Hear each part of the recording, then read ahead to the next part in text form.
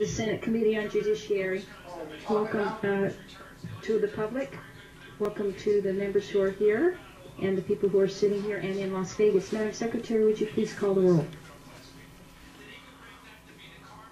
Senator Breeden, Senator Copening, Senator Gustafson, Senator Keewan, Senator McGinnis, Senator Roberson, Senator Wiener. Here, and Senator McGinnis has been here and he will be returning, so please mark him present.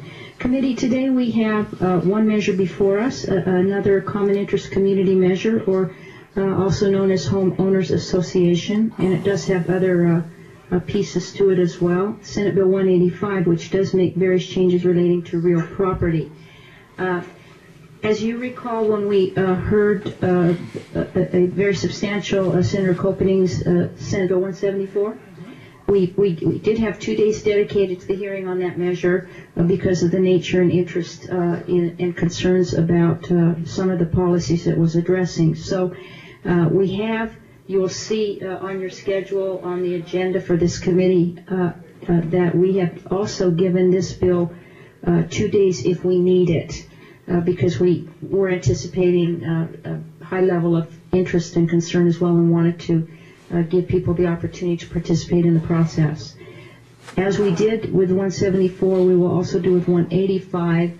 We will certainly in a moment have the sponsor explain the measure to us, and then we will take proponents of the measure at the table 3, if there are 3, and then 3 opponents. And that's in Carson City. Then we will go to Las Vegas and do the same 3 and 3, and then come back north, and we'll do that to create an equitable environment for the hearing.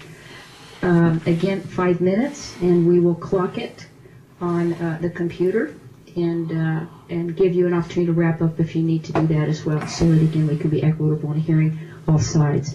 So welcome to the committee, Senator Schneider. We're eager to hear your presentation and what prompted you to bring the bill this session. And so please state your name for the record, spell it, and proceed. Mike Schneider, S-C-H-N-E-I-D-E-R, Senate District 11 in Las Vegas.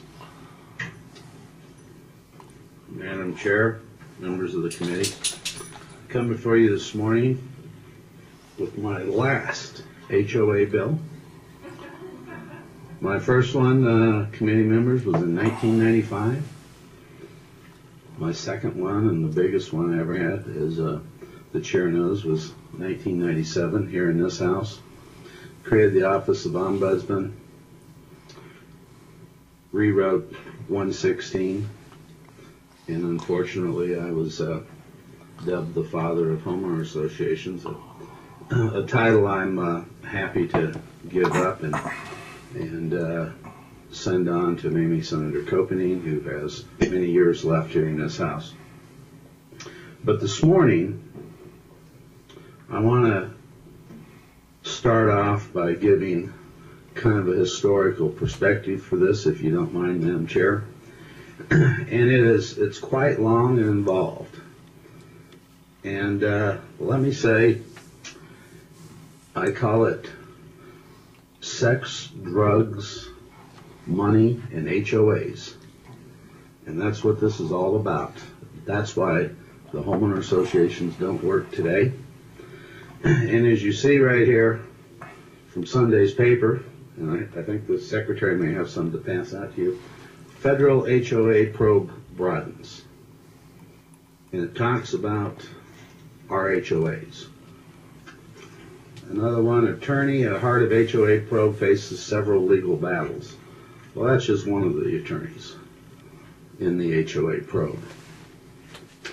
Madam Chair, when I brought the HOA bill in 97, about that same time I brought a construction defect bill. Now the contract lobbyists for the trial lawyers got a hold of me when the bill was coming in and asked me, don't bring that bill in. They're going to vilify you and crucify you if you bring that bill in, meaning the trial lawyers.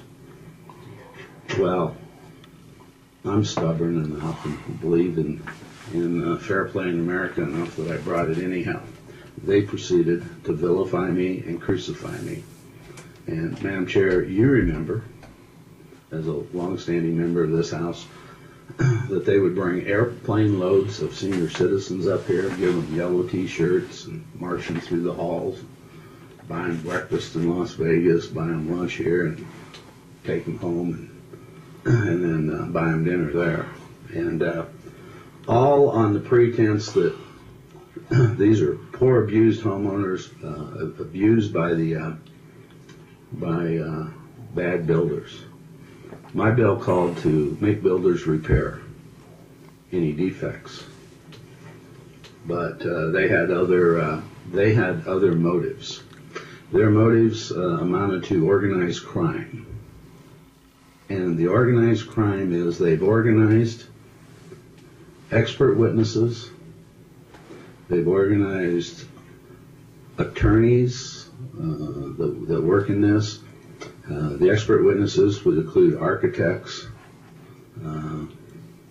builders, specialty builders and all that, and go in and prey on homeowner associations and scare them to death and start construction defect lawsuits in these HOAs. By doing that, they were wining and dining, buying everything possible for HOA managers, and the corruption was running amok down there, and it still is. They would buy cars for managers. The money flows freely, and that's so they can get into the HOAs and start lawsuits. We have seen evidence where they rig defects in homes.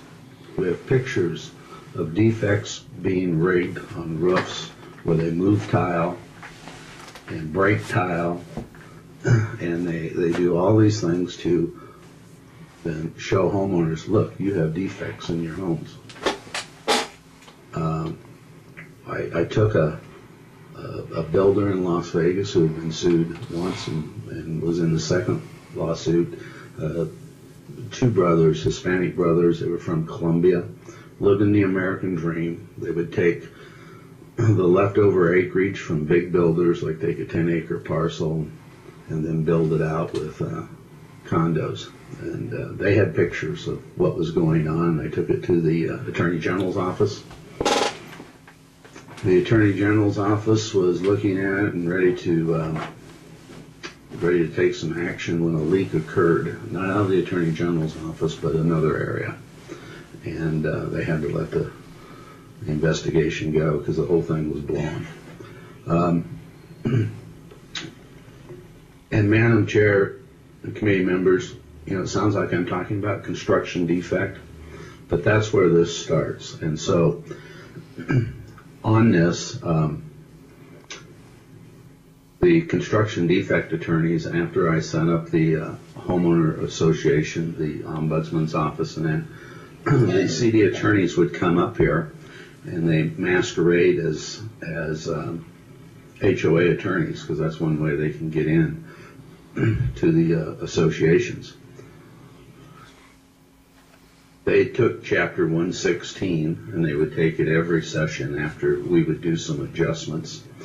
They would print up a booklet, a regular bound booklet of 116 with their comments in it of how 116 operated. These aren't comments from the Attorney General's office. These aren't comments from LCB, from your legal staff, Madam Chair. These are their comments and their interpretation, and they gave them to the Ombudsman's office, and that's what the Ombudsman's office used. And they've used that for years down there, these books that the construction defect attorneys put together. And that's just another way to manipulate homeowners associations, to manipulate from the Ombudsman's office on down. Madam Chairman, this is, it is organized crime. These people will stop at nothing because there are billions of dollars involved here. Billions of dollars. And it says here in the paper where Nancy Kwan, made $100 million. Well, she's small potatoes down there. You know, she's a small potatoes actor in Las Vegas. There are bigger ones. And they have just laid us away. They've embarrassed this state. They've embarrassed this legislature. We now have a huge federal probe. Federal Attorney's Office is in, the FBI is in. We are all embarrassed here because we've tried to do this. Madam Chair, you've processed a bill out of this committee to address this. It's failed in the other house.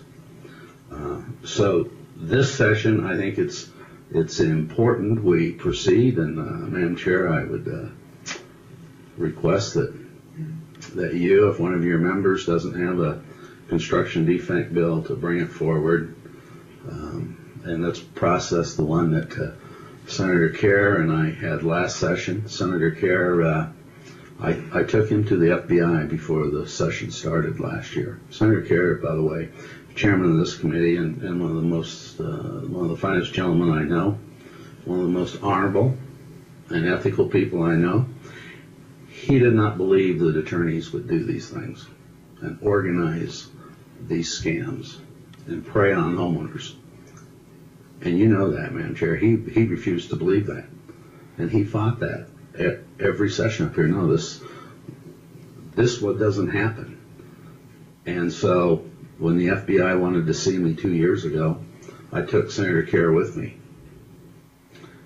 And that's when he came up here, and he called me. We went down to LCB, and he had the construction defect bill drafted because he saw what egregious things were happening across the state, in Las Vegas and across the state.